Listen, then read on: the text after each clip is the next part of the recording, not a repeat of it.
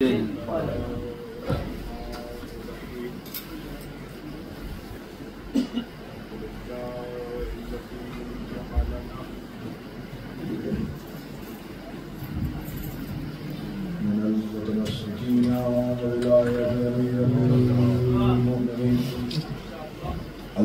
إياك نعبد وإياك نستعين الصلاة والسلام تحية والإكرام على أشرف الأنبياء والمرسلين وأولاده الطيبين الطاهرين المعصومين ثم الصلاة والسلام على الصديقة المباركة الرازية المرزية عالمة غير معلمة بنت القلم والنون وزر بين الكاف والنون ودليل إرادة كن فيكون وكتاب المكنون آية الله العظمى وزوجة آية الله الكبرى محافظة النبوة وناشرة الولاية أم الكتاب أم القرآن أم الأنوار أم الأعمى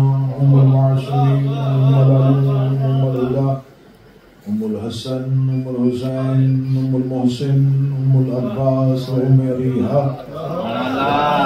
السيدة فاطمة الزهراء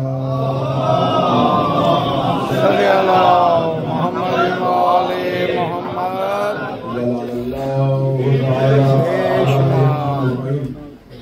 أما بعد فقد قال سبحانه وتعالى وفي كتابه المجيد وفرقان الحميد بسم الله الرحمن الرحيم كل شيء أحسنه في إمام مبين بلند الصلوات اللهم صل على محمد وآل محمد. دعائے مالکان ذکر بندگان ذکر کا وارثان ذکر کی بارگاہ میں پیش ہوں قبول. آقا زادی آج کی اس مجلس کا انتظام کرنے والے اس مجلس میں شریک آپ تمام مومنین مومنات کی جتنی شرعی حاجات ہیں اور اپنی بارگاہ میں باب الغوائج آقا مولا سرکار موسی کاظم علیہ السلام کی عزت کے صدقے میرا مالک جو حاجات جو امیدیں جو حسرتیں جو آسیں دعائیں آپ اپنے ذہن میں سوچ کے بیٹھے ہیں وہ رزق کے متعلق ہیں وہ شفا یابی کے لیے وہ اولاد کے لیے ہیں وہ مقلب القلوب والابصار وہ مدبر اللیل والنہار اس باب الغوائج کی عزت کے صدقے سے اس ذکر میں اٹھنے سے پہلے وہ دعائیں اپنی بارگاہ میں قبول توسل کرتے ہوئے آقا مولا سرکار موسی کاظم علیہ السلام سے بالخصوص جو بے گناہ اصیل ہیں انہیں رہائی پریشان حال ہیں ان کی پریشانی برادر عزیز وقار شیخ حسن کے رفقۂ کار کے دوست احباب اس امام بارگاہ کے منتظمین متعلقین اور مجھ سے پہلے پڑھنے والے تمام ذاکرین بشمول ناظرین منبر ان تمام کی اس منبر کے مسلح سے ادا کی گئی آخری سیدہ عالمیان اپنی بارگاہ میں ہمارا شمار سیدہ کے طرفداروں میں امیر المومنین کے پیروکاروں میں مولا حسین کے رضوان میں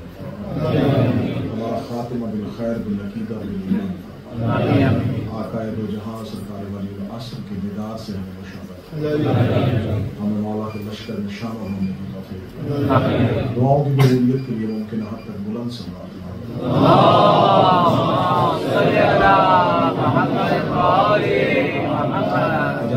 شروع کیا جاتا ہے.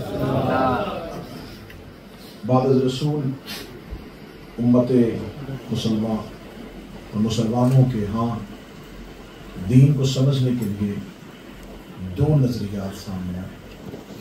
ایک نظریہ خلافت اور ایک نظریہ امامت. خلافت کے معنی والوں نے یہ سمجھا کہ بعد از رسول دین جو ہے وہ خلیفہ وقت سے لیا جائے, خلیفہ وقت کی اطاعت کی جائے اور خلیفہ وقت کو ہی اول الامر سمجھا جائے. نظریہ امامت والوں نے بادشاہوں کا مخالفت کا دور دیکھا. یہ بڑا مشکل ہوتا ہے, اسٹیٹ کی دشمنی, بادشاہت کی دشمنی. ہر دور کے بادشاہ کا سارا غم و غصہ امامت کے ماننے والوں کے اوپر آتا, لیکن وہ ایک انچ بھی اپنے عقیدے سے پیچھے نہ ہٹے.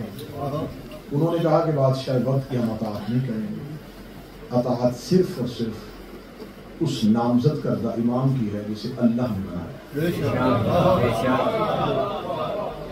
کیونکہ خلافت حکومت کا نام ہے، زمینی اقتدار کا نام ہے، زمینی تسلط کا نام ہے، انسانوں پہ حکمرانی کو خلافت ہے۔ امامت کا اس چیز سے کوئی تعلق نہیں، تخت، تاج، لشکر، اقتدار، عوام کا چند وفیر، یہ کسی کے امام ہونے کے لیے ضروری ہے،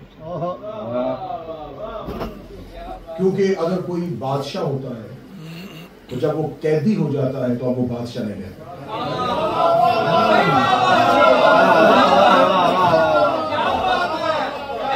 جب وہ قید خانے میں چلا جائے گا تو اب وہ بادشاہ نہیں رہے گا، اب وہ ایک قیدی ہو گیا۔ اس کا مطلب ہے کہ اس کی حکومت، اس کی حاکمیت اس کے تخت کی وجہ سے تھی، ذات کی وجہ سے۔ اس کا مطلب حاکمیت اس کی ذاتی نہیں تھی، اقتدار کی تھی۔ لوگوں نے اطاعت اس کی نہیں کی، اس کے اقتدار کی۔ اگر اقتدار کے علاوہ لوگ اسے حاکم سمجھتے تھے، اولی الامر سمجھتے تھے، خلیفہ سمجھتے تھے، تو جب وہ زندان میں گیا تب لوگوں نے اولی الامر کیوں نہ سمجھا؟ اس کا مطلب ہے کہ لوگوں نے عزت خلافت کو نہیں دی تھی، حاکمیت کو دی تھی۔ امامت کے ہاں یہ اصول ہے ہی، امام قید خانے میں ہو امام،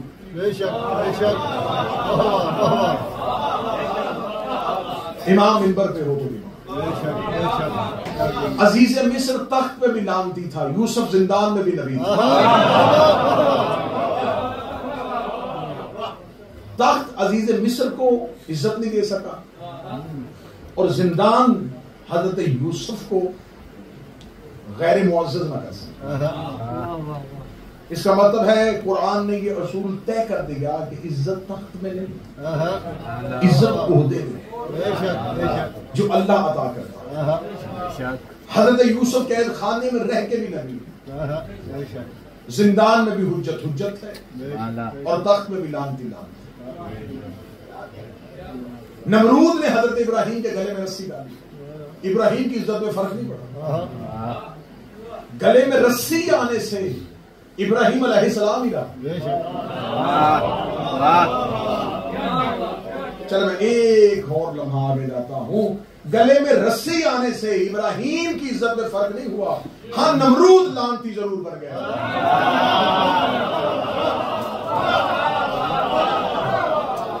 اگر حضرت ابراہیم گلے میں رسی نہ قبول کرتے تو نمرود کا لعنتی ہونا کیسے ثابت ہوگا؟ اس کا مطلب ہے کئی دفعہ حجت گلے میں رسی اس لیے لے لیتی ہے کہ سامنے والے کی لعنت سمجھ آتی ہے۔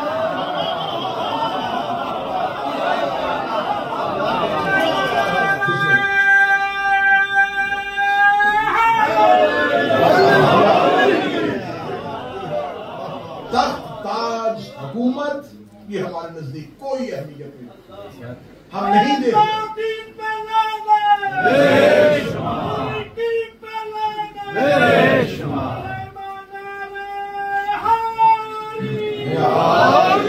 ہم یہ نہیں دیکھتے کہ حکومت کس کے پاس، ہم یہ دیکھتے ہیں کہ اللہ کا دیا ہوا عہدہ کس کے پاس۔ وہ زندان ہو، وہ مسافرت ہو، وہ ہجرت ہو، وہ سفر ہو، وہ تخت ہو۔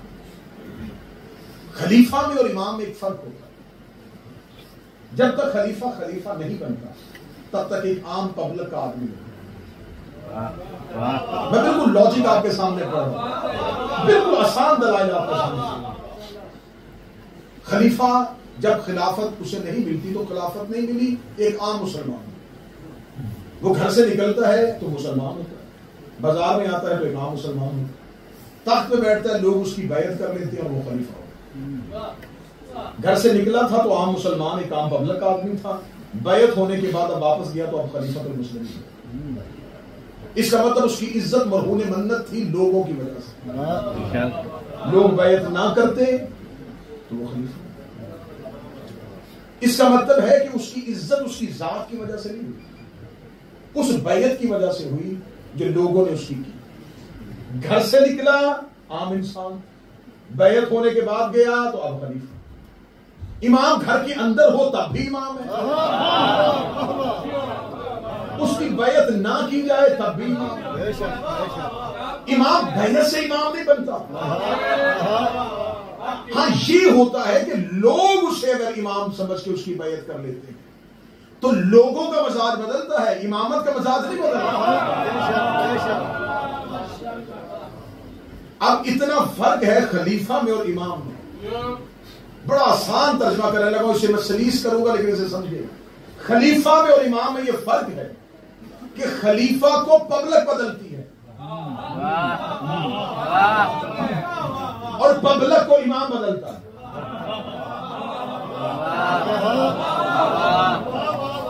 خلیفہ کو لوگ خلیفہ بناتے ہیں، اس کا مطلب وہ پہلے عام مسلمان تھا، لوگوں نے بیعت کی، خلیفہ بن گیا، اس کا مطلب لوگوں نے اسے خلیفہ بنایا، لوگ ہی رہے، وہ خلیفہ ہو گیا۔ لیکن امام امام ہوتا ہے، لیکن جب اس کی بیعت ہوتی ہے تو منافق مومن ہو جاتا ہے۔ اب یہ دیکھنا ہے کہ حالات امت کے کون تبدیل کر رہا ہے، امام یا خلیفہ۔ ہمیں فخر ہے کہ ہم نے دین خلافت سے نہیں لیا، امامت سے، کیونکہ امامت پیور خالصتاً اللہ کا دیا ہوتا ہے۔ 1,24,000 نبی بھیجے خدا نے، کبھی کسی قبیلے کو کہا کہ اپنی مرضی سے کسی برگزیدہ کو نبی بنا لیں؟ اتنے نبی بھیجے خدا، کہہ دیتا کسی قبیلے سے اپنی مرضی سے ایک نبی چنو، خدا نے کہا نہیں، کیونکہ یہ نبی میرا ہے، اس کے ساتھ منسوب ہونا ہے اللہ کا نبی۔ ہاں اگر ہوتا مسلمانوں کا نبی تم بنا لیتے، اگر تم بناؤ گے اپنے جیسا، کیونکہ جب بھی لوگ چنتے ہیں تو اپنا مزاج کے مطابق چنتے ہیں۔ ووٹنگ کیوں ہوتی؟ اپنے جیسے کو بناؤ، شریر کو بناتے ہیں، شریف کو بناتے ہیں، لوگ مزاج کے مطابق اپنا نمائندہ چنتے ہیں، جس کا جیسا مزاج ہوگا وہ ویسا نمائندہ۔ لوٹنے والوں کو لوٹنے والا ہی چاہیے، اگر انصاف کرنے والا آ گیا تو ان کا کاروبار کیسے چلے گا؟ لہذا انسان بناتے ہیں اپنے جیسا۔ اللہ نے کہا یہ کام میں تمہیں دوں گا، اگر میرا نمائندہ تم نے بنایا تو تم بناؤ گے اپنے جیسا۔ یہ کام میرے ذمہ رہنے دو، میں بناؤں گا اپنے جیسا۔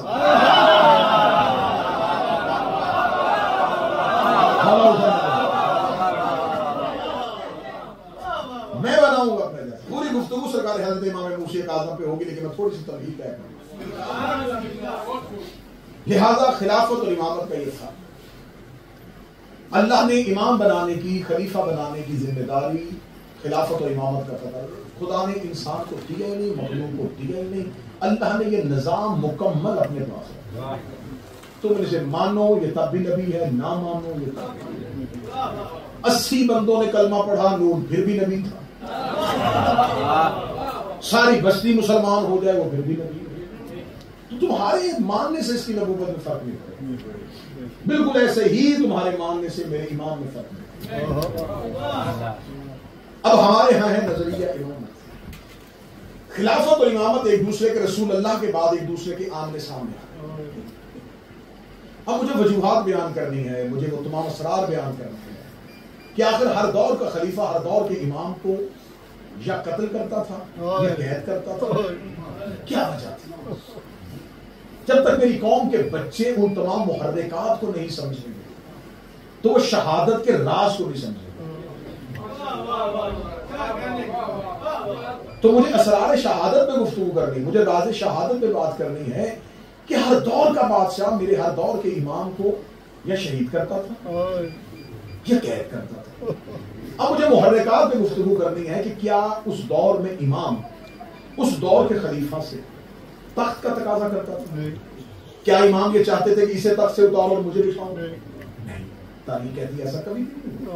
امام خاموش رہتے تھے، لوگ چن کے کسی کو بنا لیتے تھے، امام خاموش رہتے تھے۔ اچھا اس دور کا امام کا لشکر بنا کے اس پہ حملہ کرتا، جب امام اس خلیفہ کو کچھ کہتے ہی نہیں تھے تو ہر دور کے خلیفہ کو ہر دور کے امام سے دشمنی کیوں ہوتی؟ جب وہ خاموش رہ جاتے تھے اور ان کی حکومت کے لیے کوئی مشکلات پیدا نہیں کرتے تھے تو ہر دور کا خلیفہ اتنا بڑا قدم کیسے اٹھا لیتا ہے کہ وہ اپنے ہی رسول کی اولاد کو یا قتل کرتا تھا؟ یہ وجہ کیا؟ میں فضائل یہ وجہ کیا؟ اب اس کو اگر میں تاریخ کے اعتبار سے کھولوں گا تو شاید مجھے سیرت موسیٰ کاظم علیہ السلام پہ گفتگو ادھوری رہ جائے اور اسی سوال کے جواب میں ہی میری پوری تقریر 1 گھنٹے کی گزر جائے. اسے میں سمیٹ کر عمران بھائی ایک جملے میں بند کرنے لگا ہوں. خلیفہ امام کا جسم قید نہیں کرتا تھا، کردار محمد کو لوگوں کی نظروں سے اوجھل کرتا تھا.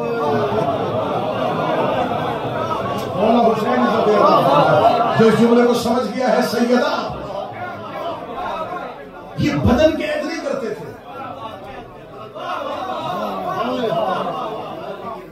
یہ کردار مصطفیٰ کو لوگوں کی نظروں سے اوجھل کرتا کہ اگر مسجد میں امام بھی نماز پڑھے گا تو خلیفہ بھی پڑھے گا تو پبلک سمجھ آئے گی کہ نبی والی نماز کون پڑھا. اگر یہ بھی حج کرے گا اور ہم بھی حج کریں گے امت سمجھ آئے گی مصطفیٰ والا حج. اگر اس سے بھی لوگ سوال کریں اور خلیفہ سے بھی کریں تو امت جواب سے سمجھ آئے گی کہ قرآنی مزاج کے ساتھ گفتگو کرنا. کسی جگہ پہ اندھیرا ہو اور چور کچھ چرانے لگے اور اچانک کوئی لائٹ آن کر دے تو چور سب سے پہلے اس لائٹ پہ ہاتھ رکھتا ہے.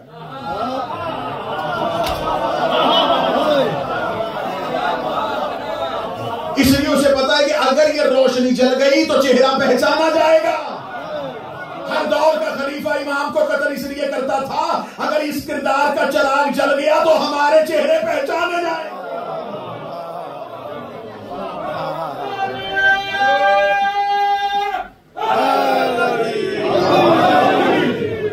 اگر یہ کردار زمانے میں روشن رہا، یہ شمع ہدایت جلتی رہی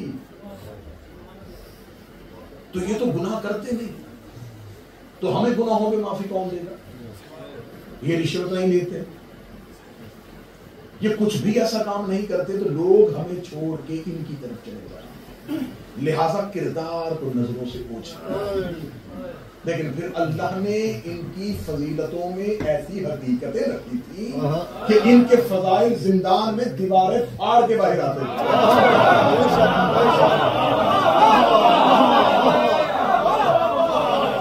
اس لیے کہ سورج بادلوں میں چھپ بھی جائے اس کی روشنی میں کمی ہے. روشنی ساتویں امام کی زندگی میں ایک لمبا عرصہ زندان کی گزرا. میں فضائل پر لمبا عرصہ زندان کی، یہ وہ گوشہ ہے میرے ساتویں امام کی سیرت کا. ابھی میں نے لفظ کہا مومنین کی، گریا بھی شروع، اس لیے کہ ہم نے اس موضوع کو ہمیشہ مصاحبہ ہے کہ ہمارے مولا پہ مرزا دبیر کا وہ شعر زندان میں جوانی ہوتی ہے مولا پہ انتہا ہے ایسی. تو اگر ہم جب بھی پڑھتے ہیں تو ہم کہتے ہیں مولا کو بہت دیر قید رکھا، بہت دیر قید رکھا. آج مجھے گفتگو کرنے دیجیے گا کہ امام کی طویل قید کی وجوہات کیا. مولا امیر المومنین کا جو دور تھا یہ دور منافقین سے لڑتے ہوئے گزرا. مولا امیر المومنین کو منبر پہ بیٹھنے ہی نہیں دیا، بساطِ علم بچھانے نہیں دیا. جمل سے واپس پلٹے تو سفین، 2 سال تک سفین کا انتظار فیصلے، پھر اس کے بعد نہروان، ادھر سے بغاوت، ادھر سے بغاوت، ادھر سے بغاوت، ادھر سے بغاوت، اندرونی سازشیں. ان ساری چیزوں نے مولا امیر المومنین کا دور گزارا. 11 ہجری کو رسول دنیا سے پردہ فرماتے ہیں، 40 ہجری کو نیچے. پیچھے حضرت امام حسن علیہ السلام کا دور، وہ جو چھپ چھپ کے سازشیں کرتا تھا وہ تخت میں بیٹھ چکا تھا. اس نے امام حسن علیہ السلام کو انصار سے جدا کر دیا اور امامت کو ترک کر دیا. 50 ہجری امام حسین، امام حسن ظاہری طور پر دور آ گیا. امام حسین بہت بڑا خلافت نے قدم اٹھا لیا کہ امامت کے عہدیدار کو شہید کر. اب اس کے بعد دور آیا سید الصالحین. اب دنیا میں ایک دفعہ یزیدیت کا पंजाब कायम हो चुका था। कत्ल हुसैन के बाद लोगों के दिल सख्त हो चुके थे, इतना बड़ा काम भी हो जाए। अब मौला सैयदुल साजिदीन जो थे, इनका दौर शुरू हुआ। हर दौर की इमामत की मसलियत समझिए। जब मौला सैयदुल साजिदीन का दौर शुरू हुआ तो मौला सैयदुल साजिदीन के जो सबसे पहली पाबंदी लगी वो मौला सज्जाद की तकरीर पर पाबंदी। अब तकरीर पर, क्योंकि उन्होंने शाम में चंद तकरीरें ऐसी की थी, इतनी खतरनाक तकरीरें की थी सैयदुल साजिदीन कि इनकी तकरीरों का असर था कि यजीद के बेटे ने बाप पे लानत कर दी।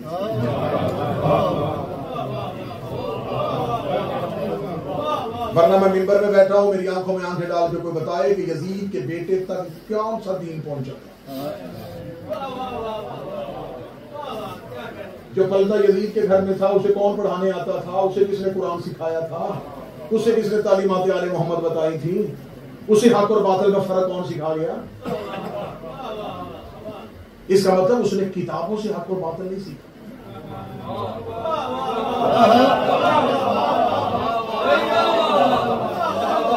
वो यजीद के निजस माहौल में पल रहा था, वो घर में मशरूब शराब के सिवा कुछ नहीं पाता था, वो बाप को कुत्तों के साथ खेलते और बंदरों के साथ खेलते हुए देखता। ना उस तक किताब आई, ना उस तक कोई मुअल्लम पहुंचा, ना उस तक कोई तलीम पहुंची, ना वो जिंदगी में मदीने गया, ना उसको मक्के आया, ना उसने किसी से हदीसें सुनी।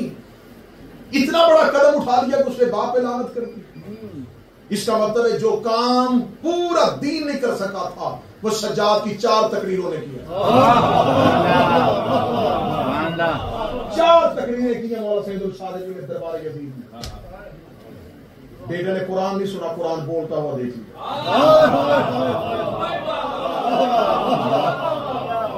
मौजूद पसंद आए तो चलते रहिए, बस बिल्कुल दाद से बेनियाज होकर मौजूद पढ़। अब इसने कुरान बोलता देख लिया, इसने इतना बड़ा कदम उठा लिया, इसमें लानत कर दी। इसने कहा तख्त भी नहीं चाहिए, हुकूमत भी नहीं चाहिए, सिर्फ बाप पे नहीं की, मिंबर के ज़िले में बैठा हूं। यजीद के बेटे ने सिर्फ बाप पे लानत नहीं की, उसने तख्त के करीब आकर मैं अपने बाप पे लानत करता हूं, अपने दादा पे लानत करता हूं, अपने परदादा पे लानत करता हूं। देखा उसने सिर्फ यजीद था, लानत दादे में क्यों की थी? देखा तो उसने सिर्फ बाप था, दादे पे लानत क्यों की, परदादे पे क्यों की? क्योंकि सैयदुल साजिद ने 4 तकरीरों में यजीद को उसका खानदान का शजरा बताया। अब इन तकरीरों में शाम को हिला के रखी। सबसे पहला काम ये किया, इसकी तकरीर पर पाबंदी। जब तकरीर पर पाबंदी लग गई तो सैयदुल साजिदीन ने दूसरा हथियार निकाला, दुआ मोमन का हथियार। कोई बंदा किसी की तकरीर पर पाबंदी तो लगा सकता है, उसकी दुआ मांगने पर नहीं। मौला सैयदुल साजिद ने दुआओं के जरिए दीन फैलाया। अहले सुन्नत के मौलाना कौसर नियाज़ी होते थे, वो हज के मौका पे गए, किसी शिया उन्होंने सहीफा कामला दे दिया, उन्होंने सहीफा कामला उठाया और उन्होंने पाकिस्तान वापस आके कहा था अगर हज के दिनों में मुझे कोई शिया सहीफा कामला ना देता, मुझे जिंदगी में अल्लाह से गुफ्तगू करने का तरीका ही ना आता।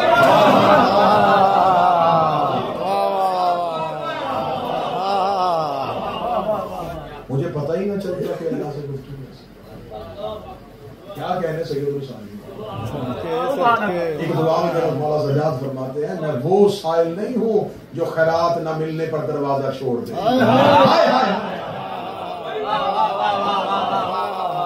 मेरे अल्लाह में वो सवाली नहीं हूं जो खैरात न मिलने पर दरवाजा छोड़ दे। मैं दस्तक देता रहूंगा जब तक दरवाजा। ये अल्लाह से यूं लाड और प्यार से गुफ्तगू करनी कौन सिखा सकता? दुआ ने तकदीर बदल दी, लोग दुआओं के असर में आ गए। अभी हदीस अहले बैत की कोई नहीं गई और मौला सज्जाद की दुआएं मशहूर हुई। मुश्किल हर घर में होती है, हर किसी को पता चल गया ये दुआ पढ़ो सैयदुल साजिदीन ने तलीम की, ये दुआ पढ़ो सैयदुल साजिदीन।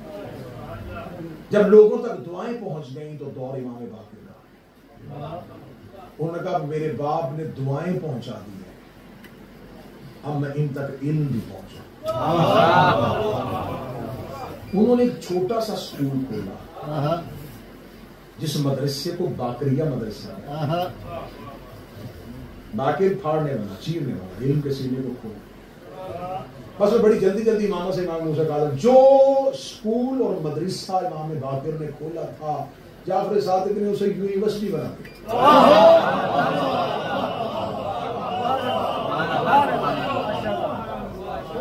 ہر ملک میں اس کے کیمپس بن گئے اور ایک ہی آواز پوری اسلامی مملکت میں آنی شروع ہو گئی، کالا صادق، کالا صادق.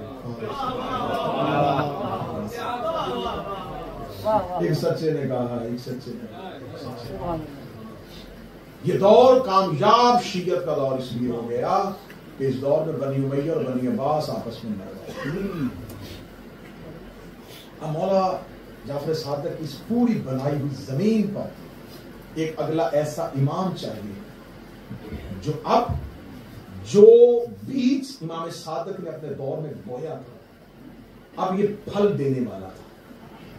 اب اس باغ کو ایک ایسا مالی چاہیے تھا جو اس باغ کی حفاظت. آپ دیکھیے گا کہ 12 آئمہ میں سے صرف ایک میرے ساتھ میں امام ہے جن کا شیعہ میلاد نہیں مناتے.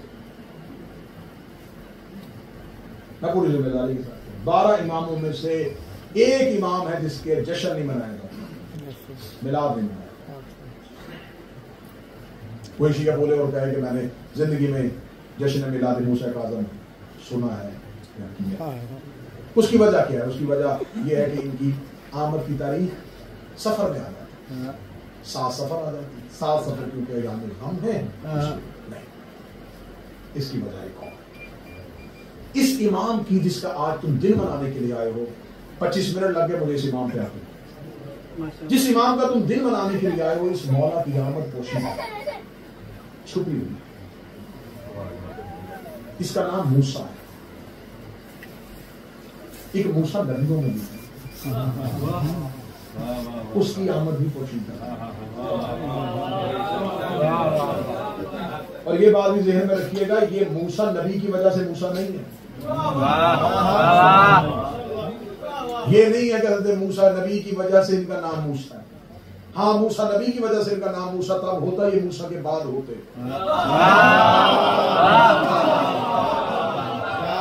ہاں وہ موسیٰ، اس موسیٰ کے نام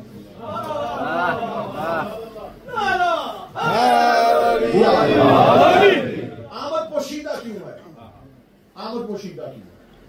آمد پوشیدہ یہ ہے کہ امام صادق کے اتنے علمی انقلاب کو روکنے کے لیے بنی عباس نے یہ طے کر لیا تھا، ہم اگلا امام دنیا میں نہیں آنے دیں گے.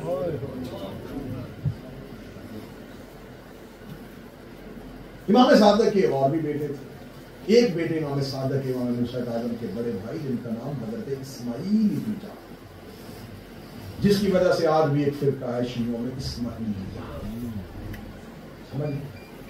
حضرت اسماعیل دنیا میں آ چکے تھے. مولا امام صادق جہاں جاتے تھے حضرت اسماعیل کو ساتھ لے کے. تو جب ان کو زیادہ اہمیت دیتے تھے تو شیعوں کی سمجھ میں یہ آ گیا کہ یہ آنے والے. اب امام موسیٰ کاظم کی جو دنیا میں آنے کی ایک روایت شیعہ کتب میں ملی ہے وہ حضرت ابو بصیر سے راوی ہے. ابو بصیر نے اس کو روایت کیا ہے. ابو بصیر میرے چھٹے امام کے بڑے خاص صحابی اور خاص شاگرد تھے. وہ یہ کہتے ہیں کہ ہم حج سے واپس آ رہے تھے اور مولا امام موسیٰ کاظم کا ظہور جو ہے دنیا میں وہ مدینے میں نہیں ہوا. ان کی آمد مدینہ میں نہیں، ان کی آمد مکہ میں نہیں. یہ ابوا نامی ایک جگہ ہے جو مکہ اور مدینہ کے درمیان ہے، جہاں پر رسول کی والدہ حضرت آمنہ کی قبر. اس بستی ابوا میں امام موسیٰ کاظم کا ظہور، کیونکہ مدینہ مخبروں سے بھرا ہوا تھا. امام جعفر صادق علیہ السلام حج سے واپس آ رہے ہیں. ابو بصیر ایک واحد راوی ہے شیعہ کتابوں میں جو یہ کہتا ہے کہ امام نے ابوا کے مقام پہ آ کے خیمے نصب کروا دیے اور لشکر کو رکنے کا حکم دے دیا. لشکر رک گیا. ابو بصیر کہتا اگلی صبح میں امام کی ملاقات کے لیے جب امام کے خیمے میں گیا تو امام صادق کے چہرے پہ بڑی مسکراہٹ تھی، بڑا اطمینان، بڑے خوش تھے. میں نے مولا سے کہا مولا چہرے پہ روٹین سے ہٹ کے مسکراہٹ اور خوشی ہے. اب جان سکتا ہوں اس خوشی کی وجہ کیا ہے. فرمایا ابو بصیر اگر تو جاننا چاہے تو کیا میں تمہیں آل محمد کے رازوں میں سے ایک راز بتاؤں؟ ابو بصیر اللہ نے مجھے ایک بیٹا دیا ہے جو میرے بعد آنے والا نہیں، لیکن اللہ نے اس کی امامت کو پوشیدہ اس لیے رکھا ہے کہ دشمن اس کی امامت کے مخالف ہو جائے. اب حضرت اسماعیل ہر جگہ پہ سامنے رہتے تھے اور امام موسیٰ کاظم گھر میں رہتے. عباسیوں کی نظریں تھیں حضرت اسماعیل پہ، یہ آنے والا ہے. اب پوری نظریں حضرت اسماعیل پہ رہی اور حضرت اسماعیل عین جوانی کی حالت میں مر گئے. جب حضرت اسماعیل کا انتقال ہوا تو فقہ جعفریہ میں ایک کام شرعی طور پر فقہی طور پر رائج ہے کہ جب آپ جنازہ لے کے گھر سے نکلتے ہیں تو قبرستان تک جاتے ہوئے حکم امام صادق ہے، کیونکہ فقہ اس امام کے دور میں لکھی گئی ہے کہ 3 جگہوں پہ جنازہ زمین پر، وہ منزلے کہا جاتا ہے، وہ وقف کہا جاتا ہے، وہ رکنا کہا جاتا ہے، وہ ٹھہراؤ کہا جاتا ہے. 3 جگہوں پر، یہ 3 جگہوں پہ رکنے کا حکم پہلی دفعہ کہا جاتا ہے کیونکہ فقہ بنی ہے اس امام کے دور. پہلی دفعہ امام جعفر صادق نے اسماعیل کا جنازہ 3 جگہوں پہ لوگوں کو بلا بلا کے کفن ہٹا کے دکھایا تھا کہ پتہ چلے کہ اب یہ دنیا میں نہیں ہے، تاکہ لوگ اس کی امامت کے قائل نہ ہو سکے. اب حضرت اسماعیل سامنے رہے اور امام موسیٰ کاظم پیچھے، کیونکہ اللہ کی حکمت یہ تھی حجت کو بچانا. نبی غار میں ہو تو مکڑی جالا بنتی ہے. اللہ ہر دور میں حجت کو بچاتا. چلے میں اس سے بہتر جملہ دے دیتا ہوں، اس سے اچھا جملہ دے دیتا ہوں. اللہ ہر دور میں ایک حجت کے لیے ایک ابو طالب ضرور رکھتا ہے.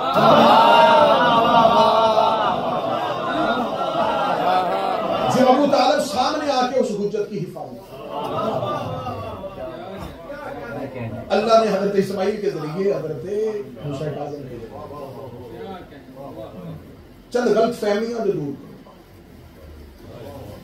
اب یہاں پر سفر کی تاریخ 7 سفر اس لیے موضوع نہیں ہو سکتی کہ ابو بصیر کہتا ہے کہ ہم حج سے واپس آ رہے ہیں. اگر جغرافیہ اس دور کا جغرافیہ بھی اٹھا کے دیکھیں کہ اس دور میں مسافت اور کتنا ڈسٹینس تھا تو ہمیں پتہ چل جائے گا کہ مکہ سے مدینہ وہ بہت زیادہ فاصلہ نہیں تھا کہ مہینوں میں پہنچ جائے. یہ ہفتوں میں تو ہو سکتا ہے، مہینوں میں. اگر حج کے بعد امام نکلے ہیں تو اس کا مطلب 10 ذی الحج کے بعد یہ سفر شروع ہوا. اگر کہا جائے کہ یہ محرم کے بعد سفر کا مہینہ، یہ 10 ذی الحج سے لے کے 7 سفر تک امام احمد تک پہنچے تھے، عقل قبول نہیں کرے. دوسری بات یہ ہے کہ عقل اس کو اس لیے قبول نہیں کرتی کہ امام صادق نے اپنی پوری زندگی میں کوئی محرم مدینے کے باہر نہیں کیا. جیسا کہ ہم ممبر پہ آپ کو سناتے ہیں کہ مدینے کے لوگ محرم کا چاند آسمان پر نہیں، امام صادق، کیونکہ امام صادق عزاداری کا اہتمام خود کرتے تھے، بہت بڑی عزاداری کرواتے تھے. تو یہ نہیں ہو سکتا کہ محرم قریب اور امام رستے. تو اس کا مطلب ہے کہ امام موسیٰ کاظم علیہ السلام کا دنیا میں آنے کی جو تاریخ ہے وہ 10 ذی الحج سے لے کے 1 محرم کے کہیں درمیان ہے. لیکن کیونکہ امام نے ابو بصیر سے کہا کہ اسے پوشیدہ کر دو، تو ابو بصیر نے تاریخ نہیں ظاہر کی، لیکن جب حکم امام ہوا تو پھر ابو بصیر نے اس حدیث کو ظاہر کر. اب 7ویں امام کا جو دور ہے، پہلے امام مولا امیر المومنین 40 ہجری کو شہادت، امام حسن 50 ہجری، امام حسین 60 ہجری، امام زین العابدین 95 ہجری، امام محمد باقر 114 ہجری، اور پھر امام جعفر صادق علیہ السلام 148 ہجری. 148 ہجری کے بعد امام موسیٰ کاظم کا دور. اس میرے مولا کا دور 12 اماموں کے دور میں سے سب سے زیادہ سخت.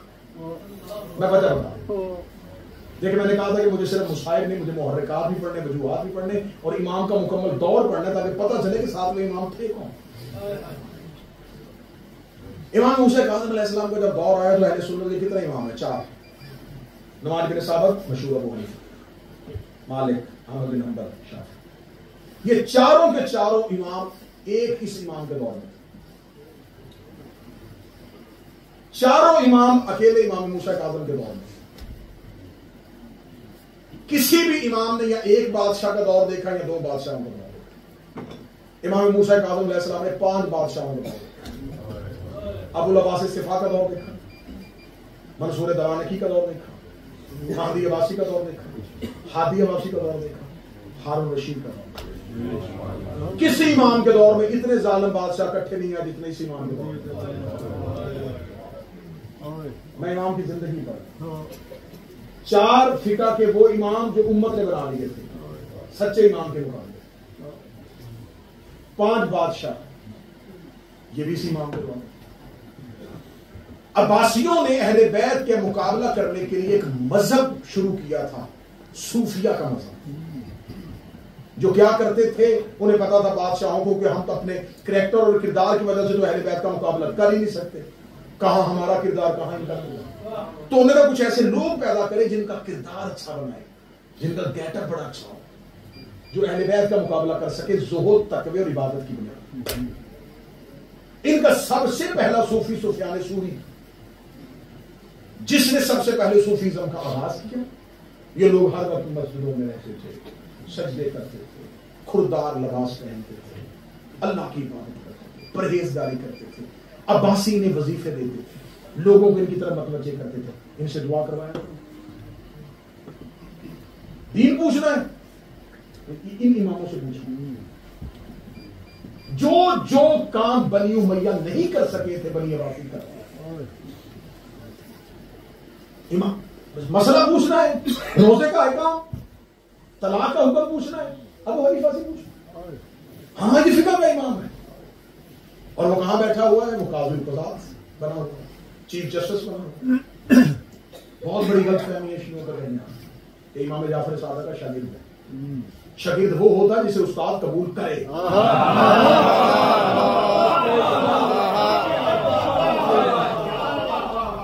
استادی اور شاگردی کسی کی محفل میں جا کے بیٹھ جاتا شاگردی نہیں ہوتا.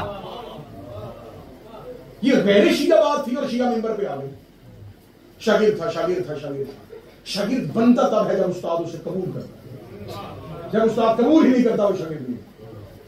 یہ جو ابو حنیفہ کا ایک قول پڑھا جاتا ہے وہ قول یہ ہے، اگر میں 2 سال جعفر صادق کی خدمت میں نہ جاتا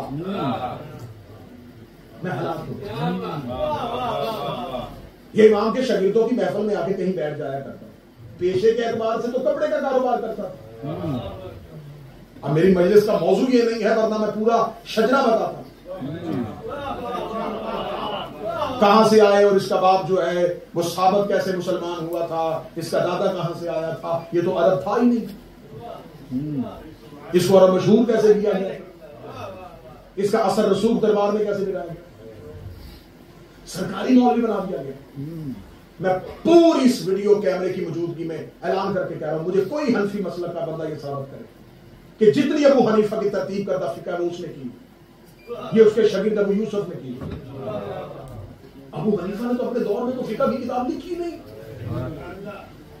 اس کے پاس تو ایک سرکاری عہدہ تھا، اسے تو ایک گورنمنٹ کی ایک اہم جاب مل گئی تھی.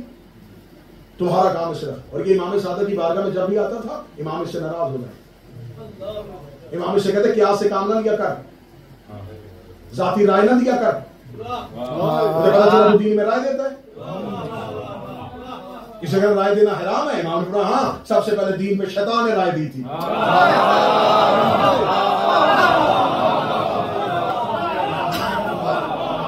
اس نے امام سے مناظرہ کرتے ہوئے کہا تھا، اس نے کہا جو کرواتا ہے اللہ کرواتا ہے. آج تک یہ عقیدہ موجود ہے. خیر من اللہ شر من اللہ، خیر بھی اللہ کی طرف سے شر بھی اللہ کی طرف سے. اس کا عقیدہ تھا خیر اللہ کی طرف سے شر اللہ کی طرف سے. اس نے امام سے آگے بحث کی، اس نے کہا خیر بھی اللہ کرواتا ہے شر بھی اللہ کرواتا ہے. امام نے فرمایا یہ جو کہتا ہے نا شر اللہ کرواتا ہے، یہ سب سے پہلے شیطان نے کہا. امام نے کہا کہ قرآن کی آیت بڑی شیطان نے کہا تھا میرے اللہ تو نے مجھے گمراہ کر دیا. اور یہ کہہ کے مولانا نے فرمایا تھا کہ آدم نے کہا تھا میرے اللہ مجھے سچائی میں داخل کر دے. جو اپنے عمل میں اللہ سے مدد مانگے. جی تھوڑا تھوڑا سوال پڑھتے جاؤ.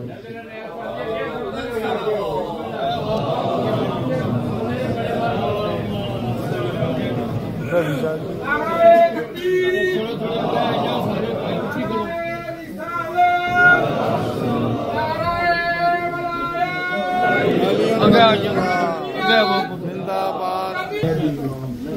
जिंदगी इमाम की सिर्फ उनके मुशायरे में, इमाम की जिंदगी के मुहर्रिकात थे। कितना शुजा है, इतने महादों पे अकेला लड़ना। तो ये वो हनीफा जब इमाम के पास आता तो कोई शागिर्द नहीं था, महफिल में आके बैठता था, इमाम ने शागिर्दी का कबूल नहीं किया था और इमाम से आज तक कहते थे इमाम वो तो इमाम का शागिर्द था, शागिर्द था तो मुकाबले में फिक्र क्यों बनाया। इमाम की जिंदगी में बनाई, कियास से बनाई, राय से बनाई, जिसे बाद में कियास कहा गया, उस दौर में पहले राय कहा गया, राय को कियास कहा गया, कियास को इज्तिहाद कहा गया। सबसे पहले इसने राय से काम लिया, हर मसले में मेरी राय ये है, मेरी राय ये है, मेरी राय। बड़ी इसके मुनाज़रे इमाम जावेद से एक मुनाज़रा किया, इमाम ने कहा, इससे कहा तू दीन पे मसाइल बताता तो मुझे बता, अगर एक शख्स हालत एहराम में हिरन के 4 दांत तोड़ दे तो कफारा क्या है। इसने अपनी मर्जी से कफारा बता दिया। इमाम ने कहा जाहिल, हिरन के 4 दांत आगे होते ही नहीं।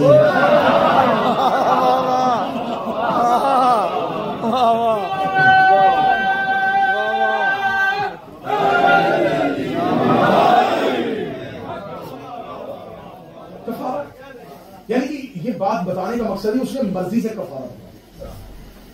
देखिए 3 नस्लों में जब पहली नस्ल में चीज आती है ना तो वो जहालत होती है, दूसरी नस्ल में जाकर रवायत बन जाती है और तीसरी तक पहुंचती पहुंचती अकीदा बन जाती है।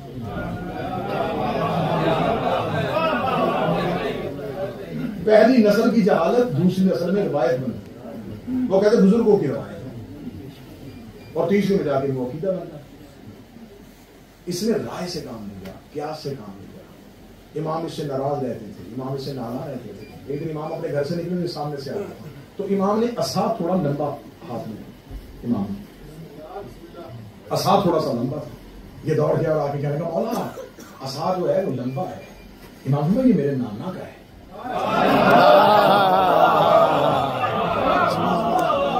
ये मेरे नाना रसूल अल्लाह का असा है। अब वो हनीफा सामने से कहना कि ये रसूल अल्लाह का असा है, ये जो आपके हाथ में। हाँ, इसलिए वही जूता उतारा, दौड़ के आया, आगे असा को पकड़ा लकड़ी को और शुरू कर दिया। इमाम ने यूं पकड़ के चेहरे से पीछे क्या नाम लिखा, बदबख्त, लकड़ी का एहतराम करता है, लहू का एहतराम नहीं।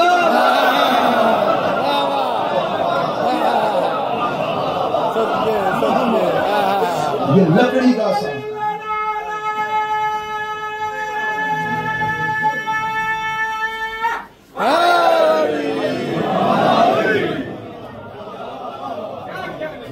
ये लकड़ी है, ये लहू है,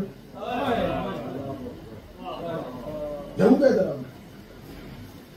अब एक दफा ये आया तो इमाम की बात है, तो हनफी मसलक में आज भी फिक़ह हनफी में ये है कि आप नमाज पढ़े और आगे से गुजर जाए तो नमाज छूट जाए। फिक़ह जाफरिया में भी ये नहीं है, फिक़ह जाफरिया में गुजर है आपकी नमाज में। तो ये इसी ने क्यास किया था, इसी ने राय दी थी, और राय देते हुए इसने एक दलील कायम की। वो दलील क्या थी, इसे क्योंकि नमाज अल्लाह और बंदे के दरमियान एक राब्ता, और अगर दरमियान से कोई चला जाए तो राब्ता टूट जाता है। और आज तक जाहिर उस दलील पे दलील दे रहे हैं और बताते हैं कि नमाजी से आगे से गुजरने का तरीका क्या है।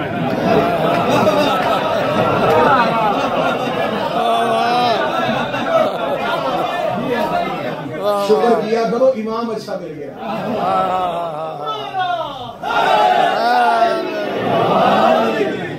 फख्र किया करो, मेरी कौम के बच्चों, फख्र करो, तुम्हें इमाम अच्छा मिल गया। अच्छा इमाम है तो मुतमिन जिंदगी गुजार है। अगर अच्छा इमाम ना मिलता तो खीरा काटने के भी अदाब है।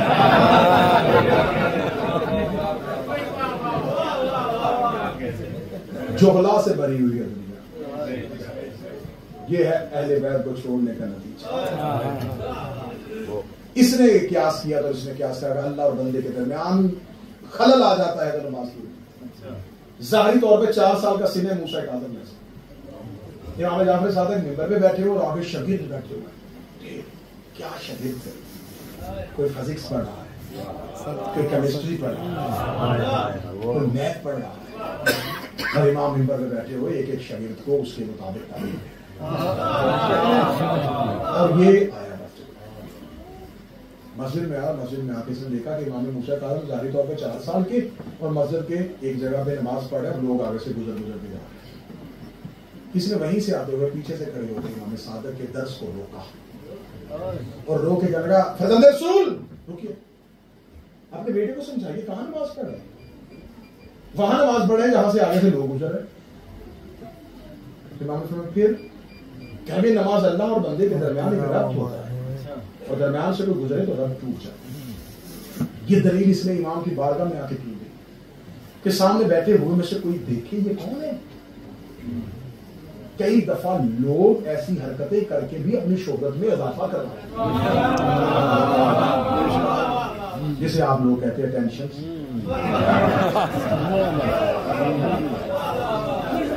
شہرت کے لیے قابلیت تو ضروری نہیں ہے نا, عزت کے لیے قابلیت ضروری ہے.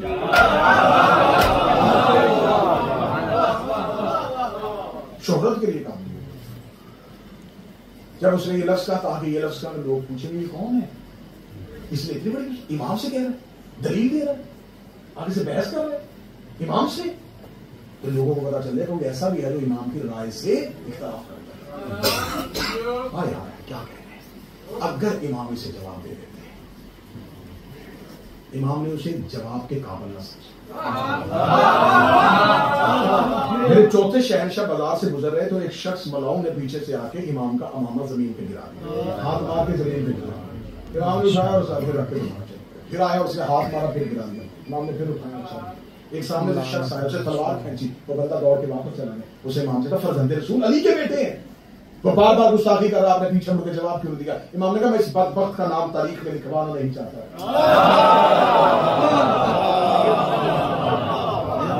میں اسے جواب دے دیتا, یہ تاریخ میں لکھا جاتا ہے یہ ہے وہ جسے زین العابدین نے جواب دیا. امام صادق نے اس قابل نہیں سمجھا, اس سے گفتگو کرتے تو تاریخ لکھتی. ایک دلیل اس نے دی تھی, ایک دلیل امام نے دی تھی, مناظرہ ہو گیا. امام نے گفتگو شاگردوں سے جاری کی. اسے پھر کہا میں نے دلیل دی ہے, رد دے. فرمایا اسی سے جا کے پوچھ جو نماز پڑھ رہا.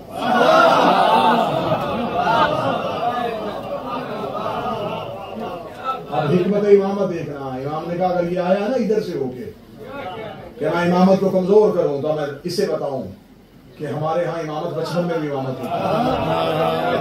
اس نے کہا بچے سے پوچھوں. امام نے کہا رک رک رک رک. ادھر سے امام موسیٰ کاظم نے نماز تمام کی. میں نے کہا بیٹا قریب آئیے. امام موسیٰ کاظم قریب آئے. میں ایک کتاب پڑھ رہا ہوں. اگر امام موسیٰ کاظم قریب آتے اور امام جعفر صادق منبر پہ بیٹھے بیٹھے کہتے بیٹا اس کو سوال کا جواب دے, تو لوگ کہتے تھے وہ آپ نے بیٹے سے کہا, بیٹے نے جواب دے دیا, آپ نے بیٹے کو بتایا. امام جعفر صادق منبر سے اترے, اپنے والے زینے پہ موسیٰ کاظم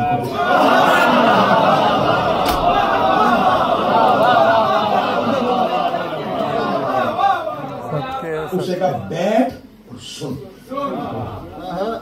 ظاہری 4 سال کا سن,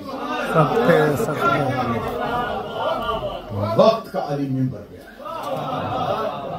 اس کا کیا دلیل دی ہے تو نے میرے بابا کو؟ کہنے لگا جب اللہ اور عبد ملاقات میں ہو, درمیان میں سے کوئی گزرے تو ربط ٹوٹ جاتا ہے. اللہ اور بندے کے درمیان فاصلے سے کوئی گزرے تو عبادت ختم ہو جاتی ہے. امام نے فرمایا میرے اور اس کے درمیان فاصلہ تھا ہی کیا.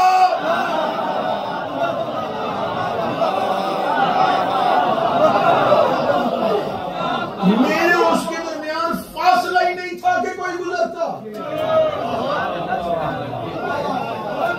اس نے وہیں سے کہا یہ دلیل تیری ہے, مجھے اس کی قرآنی نص چاہیے. نحن اقرب علیہ من حبل الورید. اللہ کہتا ہے میں شہرت سے زیادہ.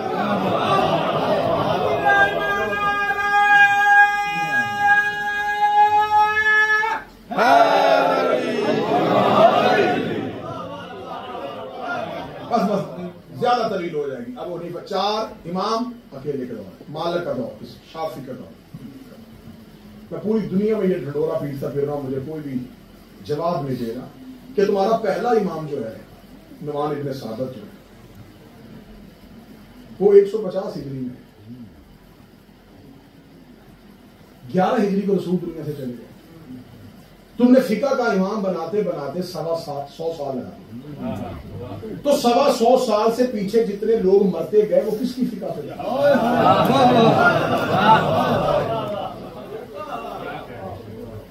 کس کی فقہ سے؟ صحابہ میں تو کوئی فقیہ تھا نہیں۔ اب 4 یہ امام۔ صوفی کون سے؟ میں بڑی جلدی میں نے بادشاہوں کا کردار بتا دیا۔ 5 بادشاہ، ہر دور کے بادشاہ نے علیحدہ امام کو کنٹرول کرنے کی کوشش کی، سب ناکام۔ امام کے مناظرے مشہور ہو گئے، امام کے شاگرد مشہور ہو گئے۔ سفیان ثوری صوفیوں کا سب سے بڑا صوفی، کھردرا لباس یہ پہن کے تو امام آئے سامنے سے، تو امام نے قیمتی لباس پہنا۔ یہ بات ذہن میں رکھیے گا، اچھا اور قیمتی لباس پہننا عیب نہیں ہے۔ میرے آنکھ میں شہنشاہ کا فرمان ہے، قیمتی جوتا پہننا تاکہ دشمن کی نظر صرف جوتے تک رہے۔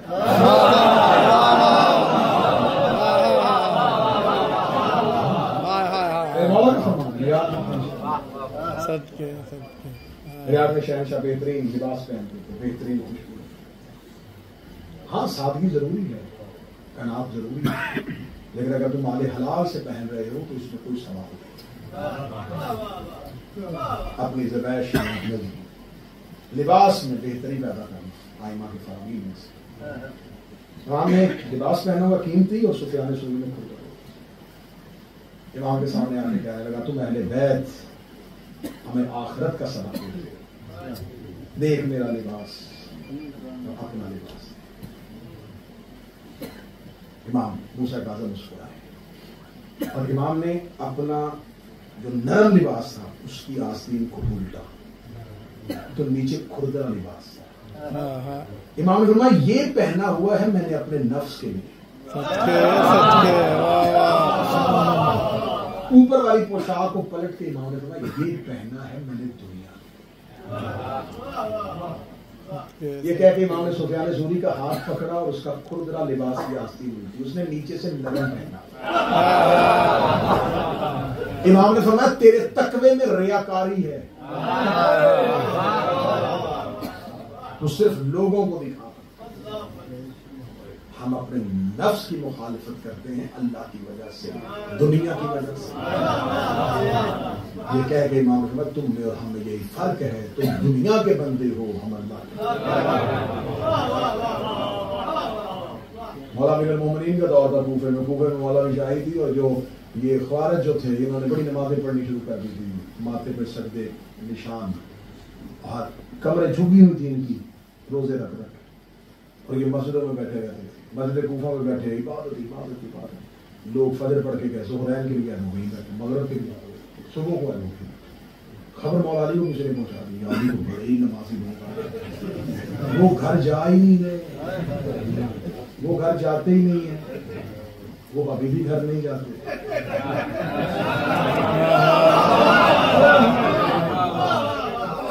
وہ مسجد میں رہتے، اور فرمایا کون ہے؟ امیر المومنین اپنے گھر سے نکلے، تاریخ ہے، آئے، امام نے ان کو اٹھو چلو بس سے باہر نکلو، عبادت کریں۔ مولا کا دوسرا تمہارے گھر نہیں ہے، تمہارے بیوی بچے نہیں ہیں، اپنا معاشرتی نظام کیسے چلاتے ہو، کھاتے کہاں سے ہو؟ ہمیں سے ایک اٹھا کے کہنے لگا مل جائے تو کھا لیتے ہیں، نہ ملے تو سو جاتے ہیں۔ جواب سننا علی کا، مل جائے تو کھا لیتے ہیں، نہیں ملے تو سو جاتے ہیں۔ لیکن یہ کام تو کوفہ کے کتے بھی کرتے ہیں۔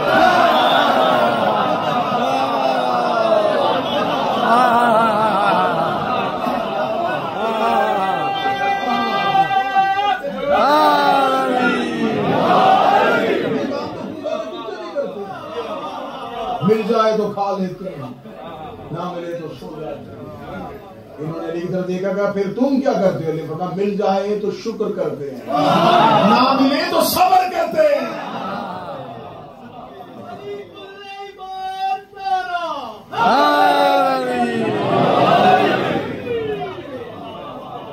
صوفیوں کا دور، بادشاہ بادشاہوں کا دور. یونانی فلسفہ 7ویں امام کے دور میں عربی میں تبدیل کر کے پھیلا دیا گیا تھا. کتابوں کی کتابیں لکھی جا رہی تھی کہ اللہ ہے نہیں، یہ کائنات خود مختلف. فلاسفروں سے علیحدہ، صوفیوں سے علیحدہ، جھوٹے اماموں سے علیحدہ، ظالم بادشاہوں سے علیحدہ. 4 مختلف محاذوں پہ اکیلے امام نے لڑائی کی. زندان میں رہتے تھے لیکن نظام ہدایت کو خاموش نہیں رہنے دیتے. شاکرتوں کی وجہ سے. میں آخری بات کر رہا ہوں فضائل کے اعتبار سے. انشاءاللہ زندگی باقی، ملاقات باقی. 3 شعبان کو حسینیہ اسلامک مشن اولڈر میں انشاءاللہ بشرط زندگی صحت جشن سرکار کریم کربلا کے سلسلے میں حاضر ہوگی. جی بھر کے آپ کے سامنے ذکر کریں گے. اللہ تمہیں زندگی میں کوئی دنیاوی عہدہ دے، تمہارے پاس سب سے پہلا حق ہے علی کے شیعوں کا پیار.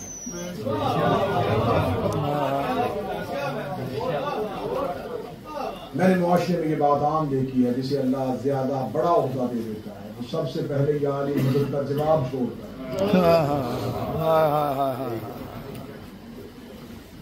لوگوں کو نہ پتہ چل جائے گا. اس کے آفس میں کوئی شیعہ آ جائے تو وہ کہتا ہے اسے نہ رکھنا، اگر اسے رکھو گا یہ میرا بھی بتا دے گا. علی بھی رکھتے ہیں. مولا سے محبت کرتا تھا. ہارون نے اسے اپنے دربار میں بہت اہم عہدہ دے دیا.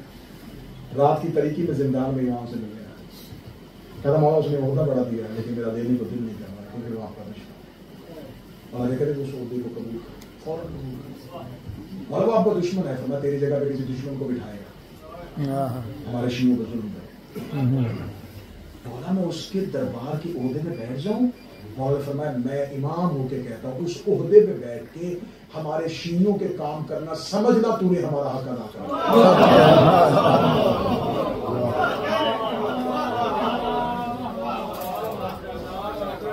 تم شیعہ جسم کی مانند ہو. تکلیف آنکھ میں ہوتی ہے، اٹھتا ہاتھ. تکلیف پاؤں پہ ہوتی ہے، روتی آنکھ.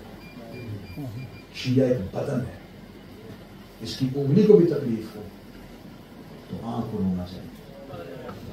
یہ نہ ہو کہ کوئی شیعہ تمہیں مشکل سمجھائے اور تمہیں خوش ہو جائے. کوئی 2 شیعہ لڑ پڑے ہوں اور تم مزید دور کرنے کی کوشش کرو. یہ وہ میرا امام ہے جس کی زندگی کا لمبا عرصہ زندہ. اللہ میرے بھائی شیخ حسن کی محنت کرے. اس امام بارگاہ کے منتظمین سید ماجد شراحی صاحب، ان کے رفقائے کار، ان تمام دوست احباب کی محنت. ہم آپ کو بتاتے ہیں 14 سال کی ہے. میں پوری تحقیق کے ساتھ بیان کر رہا ہوں. 14 سال آخری قید. ہر بادشاہ نے اپنے دور میں امام کو قید رکھا. اگر امام کی زندگی کی قید کا پیریڈ جو ہے اسے کیلکولیٹ کیا جائے تو امام موسیٰ کاظم اپنی زندگی میں 24 سال قید. آخری قید 14 سال. جب مکہ میں آخری حج کرنے کے لیے یہ ہارون ملعون گیا تھا تو امام نے اس سے وہاں پر علمی مناظرہ کیا تھا. فرزند رسول ہونے پہ امام نے اس کو دلیلیں دی تھی. اس نے وہیں سے نکلتے ہوئے حکم دے دیا کہ میرے بغداد پہنچنے سے پہلے موسیٰ کاظم کو قید. امام موسیٰ کاظم جس وقت قید ہوئے اس وقت میرے مولا قبر رسول میں قرآن پڑھ رہے تھے. مولا قبر رسول پہ قرآن پڑھ رہے تھے. یا سپاہیوں کے گھوڑوں کے ٹاپوں کی آواز موسیٰ کاظم کے. سپاہیوں نے روزہ رسول کو گھیر لیا. روزہ رسول میں داخل ہوئے. امام موسیٰ کاظم کے ہاتھوں سے قرآن اٹھا لیا گیا. قرآن والے ہاتھوں میں ہتھکڑیاں آ گئیں. اہدنا الصراط المستقیم والے پاؤں میں زنجیریں آ گئیں.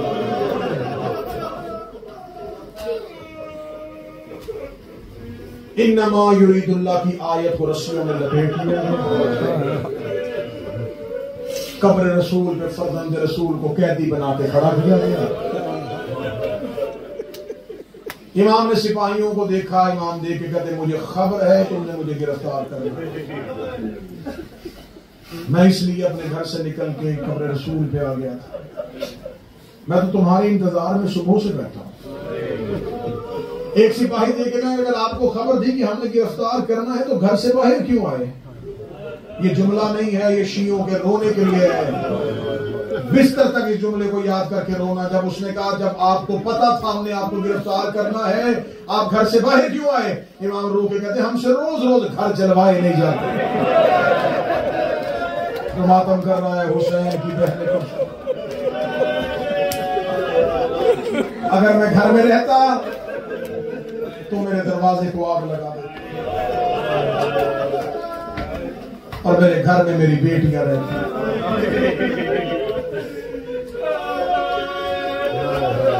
बड़ी रूली है मूसा काज़म की औलाद।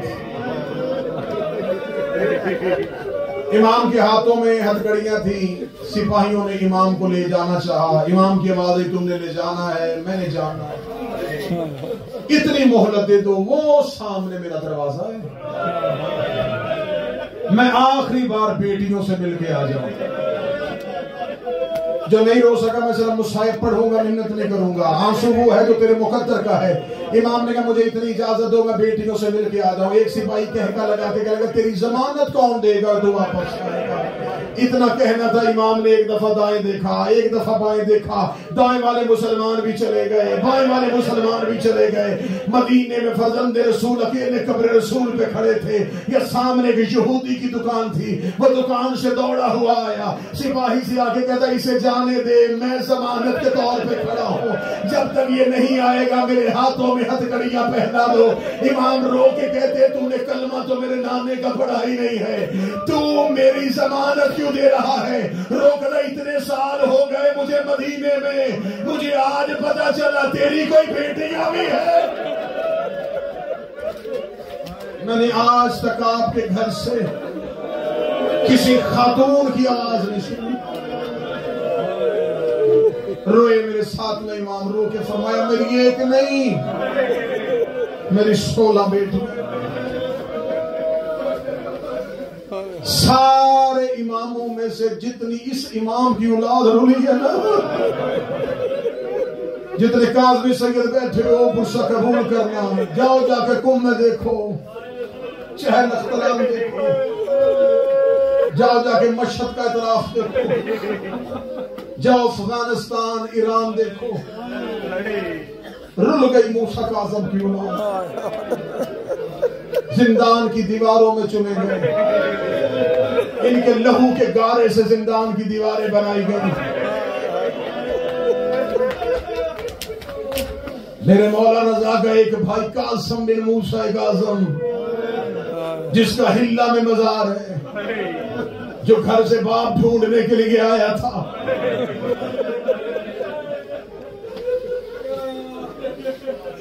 रुल गई मूसा काज़म के बेटे और बेटे। इमाम मूसा काज़म ने हाथों में जंजीरें, इन्होंने लश्कर 2 हिस्सों में तकसीम किया कि रास्ते में कोई इमाम के मानने वाले हमसे इमाम को छीन न ले। सांस ले लिया तुमने, मैंने जुमला इसलिए रोका था कि तुम वैसे रो सको जैसे इस जुमले पे रोना चाहिए, तुम वैसे गिरिया कर सको जैसे इस जुमले पे गिरिया करना चाहिए। रह गई इस रवायत की जमानत तो मैं अलम अब्बास पे हाथ रख के जमानत देने के लिए तैयार हूँ। जब इन्होंने इमाम मूसा काज़म को कैद करके बगदाद और बसरा लेके जाने के लिए निकले, मेरे सर पे कुरान रखो, इन्होंने इमाम को घोड़े पे नहीं बिठाया, इन्होंने इमाम को ऊंट पे नहीं बिठाया, उन्होंने एक ऊंट की पुष्ट के साथ इमाम को रस्सियों से बांध दिया। इमाम को ऊंट की पुष्ट के साथ रस्सियों से बांधा, उस ऊंट के ऊपर यमनी चादरें रख दी ताकि किसी को पता न चले। इस ऊंट के साथ शियों का सातवां इमाम मदीना से लेके बसरा तक तेरे मेरे इमाम ऊंट की पुष्ट के साथ रस्सियों में। मुझे हुक्म है हसन भाई का शहादत पूरी पढ़ लो। सदात और गैर सदात इसी हालत में इमाम बसरा पहुंचते हैं। बसरा में हारून रशीद मलौन का चचा ज़ाद भाई ईसा इब्न जाफर हुकूमत करता है। ये हाकिम बसरा था, ये बसरा का गवर्नर था। इसके जिंदान में इमाम मूसा काज़िम को रखा गया 2 साल। 2 साल के बाद ईसा इब्न जाफर ने हारून रशीद को बगदाद में खत लिखा। इससे कहा जितने कैदी देने हैं मुझे दे दे, ये एक ले जा। खतरनाक से खतरनाक कैदी दे, मैं रख लूंगा, ये एक ले जा। हारून रशीद ने कहा तेज रफ्तार घोड़ा सवार भेजो, इसे को मेरे पास बगदाद आए। ईसा इब्न जाफर बगदाद हारून के पास गया। हारून देखा क्या हुआ है, क्या लगा वो कैदी आजाद कर दूंगा, या इसे अपने पास बगदाद बुलवा ले। हारून रशीद ने कहा मुझे उस कैदी के बारे में बता, तू उस कैदी से डर क्यों किया है। ईसा इब्न जाफर कहता 2 साल हो गए ना इसकी कोई मुलाकात आई है, न 2 साल में इसे कोई मिलने के लिए आया है। 2 साल में मैंने इसको बोलते हुए नहीं देखा।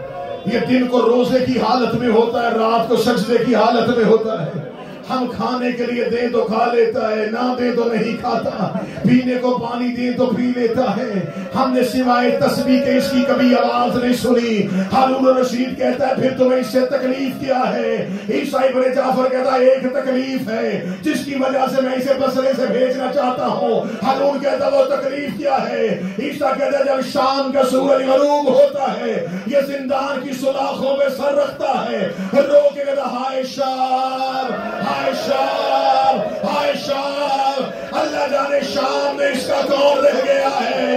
इसकी आवाज में इतना दर्द होता है बसरे की दीवारें हिलने लगती। अल्लाह जाने इसका शाम के जिंदान में कौन रहे। अल्लाह जाने ये किसकी अकेली कैद को याद करता है। जितनी जल्दी हो सके इसे बगदाद ले आ। इस मलाओ ने 2 साल के बाद इमाम को बगदाद बुलवा लिया। बगदाद अब्बासियों का कैपिटल था, मरकज था अब्बासियों। बगदाद में बहुत जेलें थी, बहुत ज्यादा जिंदान थे। इसने सारे जिंदान बान बुलाए, सारे जेल के इंचार्ज बुलाए। इस इन सब में से सबसे सख्त दिल कौन है। एक ने कहा संदी बिन शाह। इसने कहा क्यों सख्त है, उसने कहा इसका दिल भी सख्त है, अहले बैत से बुग़्ज़ भी बड़ा रखता है। इसने संदी बिन शाह को बुला के कहा अहले बैत से बुग़्ज़ की वजह, ये कहता मैं यहूदी था, अब यहूदियत की तरफ माइल हूं। हमारा अली ने बड़ा नुकसान किया, मेरे आबा अजदाद को अली ने कत्ल किया था। हारून रशीद मलौन कहता तेरे दिल में अली के लिए इतनी नफरत है, अगर तुझे अली दे दिया जाए तो क्या करे। क्या लगा एक एक कत्ल के बदले में एक एक ज़रब लगाऊंगा। इतना कहना तो इस मलौन ने कैदी मूसा काज़िम का हाथ पकड़ा, संदी बिन शाह के सामने खड़ा करके लगा ये भी अली ही है, ये अली का बेटा है, जितने बदले तूने अली से लेने हैं इस अकेले से लेने। ये मलाउन मेरे 7वें इमाम को लेके अपने जेल में चला गया। ये मैं मिंबर के मुसल्ले पे हूँ, ये गाजी के अलम पे हाथ है, जनाजा थोड़ी देर बाद आ जाएगा। मैं मिन्नत करके तुम्हें कहने लगा हूँ जुमले को वैसे सुनना जैसे सुनना चाहिए। हम मिंबर पे तुम्हारे डर से पढ़ देते हैं कि 7वें इमाम का जिंदान तंग था, कैद खाना बड़ा छोटा था, कोठरी बड़ी तंगो तरीक थी। सिर्फ इसलिए पढ़ते हैं कि शीयों के जिगर न फट जाए। मैं अलम पे हाथ रख के कहता हूँ कोई जिंदान नहीं था, कोई कोठरी नहीं थी, कोई तंगो तरीक कमरा नहीं था। इस मलाउन ने जिंदान के अंदर एक कुआं खोदा, उस कुएं में चारों तरफ लोहे की बर्छियां लगाई। इसने रस्सियों के साथ मूसा काज़िम को उस कुएं के अंदर उतार दिया। 14 साल ज़हरा का बेटा उन बर्छियों में रुकू की हालत में रहा। इमाम दाएं होते, दाएं की बर्छियां पहलू में चली जाती, रोक दे हाय दादी ज़हरा, हाय मेरी दादी ज़हरा। शियो मातम करके जुमला सुनो। इमरान भाई एक दिन, एक महीना, 1 साल, 14 साल उस कुएं के अंदर رضا کا غریب بابا 14 سال گزر گئے. 183 ہجری کی 23 رجب آئی. ہارون ملعون بیمار رہنے لگا. اس نے کہا میری بڑی خواہش تھی میں اپنی زندگی میں موسیٰ کاظم کا قتل سنتا.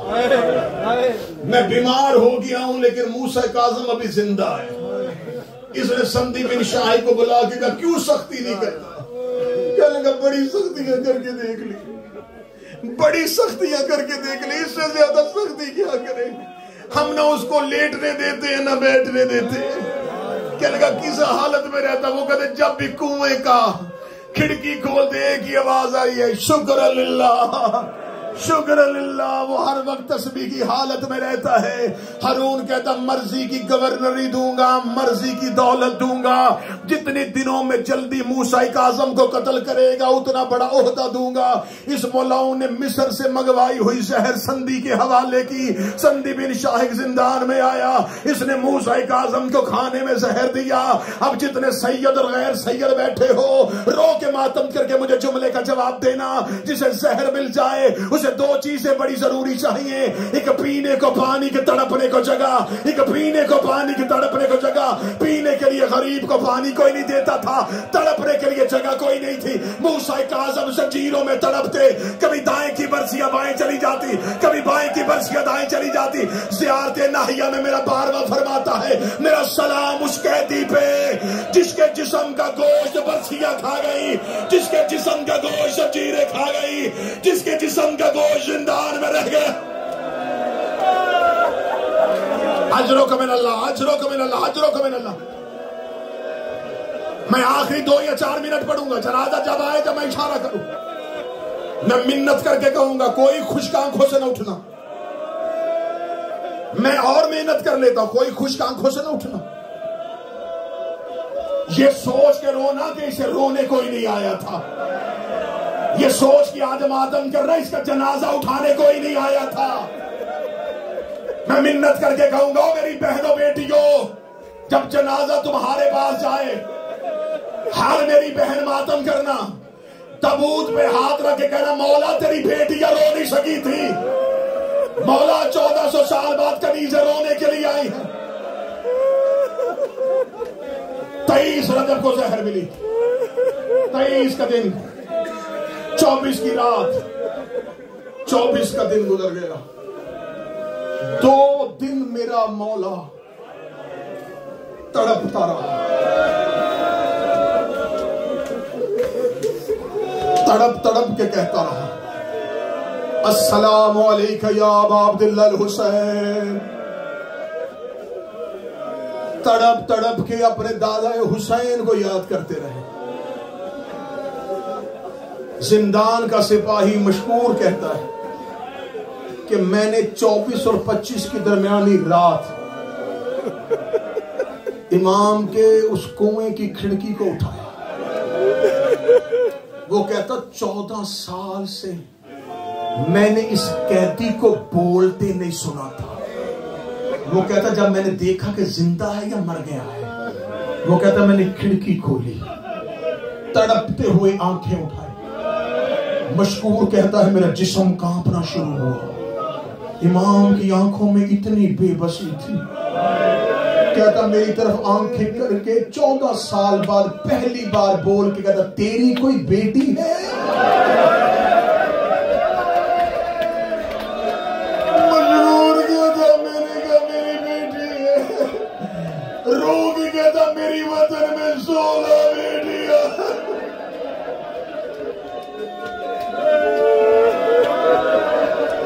میری آخری رات ہے، میں اپنی بیٹیوں سے ملنا چاہتا ہوں. جب کہنا میں بیٹیوں سے ملنا چاہتا ہوں، مشہور کہتا میرا بدن پسینے میں ڈوب گیا.